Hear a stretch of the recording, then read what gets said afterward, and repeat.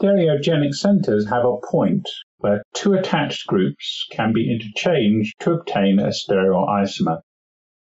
Now, this is a more modern terminology. An older description, used less commonly now, is chiral center, where an atom has four substituents that make non-superimposable mirror images. These two definitions are different. Not all stereogenic centers are chiral centers. Let's look at an sp3 carbon that's attached to four different substituents. This is lactic acid. What's the mirror image of this plus form? Here it is. It's the minus form.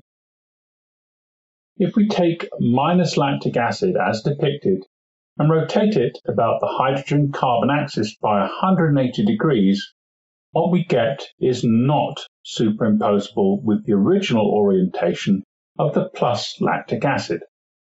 Whilst the hydrogen and carboxylic acid substituents are in the same location, the hydroxyl and methyl groups are in opposite locations in the two enantiomers. The central carbon is both a stereogenic center and a chiral center, but stereogenic center will be used as it's a more current description.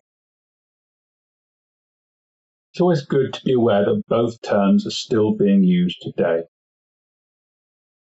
To have enantiomers, there must be, for starters, no internal plane. How do we determine that? Well, in this example, we need to position the molecule so that we're looking at three atoms or groups and two bonds attaching them. So here, we will rotate the molecule about the methyl carbon axis by 90 degrees. Doesn't matter if it's clockwise or anti-clockwise, but here we happen to be rotating it anti-clockwise.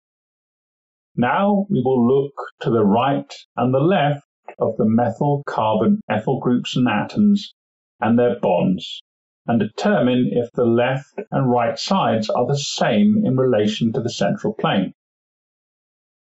Here, towards the back and the left is hydrogen, and to the back and the right is chlorine.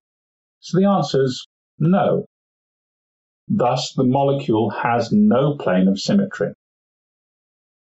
This molecule does have an enantiomer, and the central carbon is a stereogenic center. Now, if we make a slight modification and exchange the chlorine atom for a hydrogen, does this new molecule have a plane of symmetry? We need to implement the same process of analysis. Because we start with the same orientation of the molecule as last time, we again need to rotate the molecule by the methyl carbon axis of 90 degrees.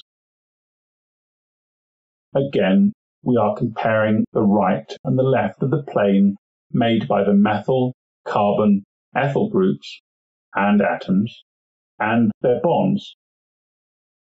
To the back and left is hydrogen.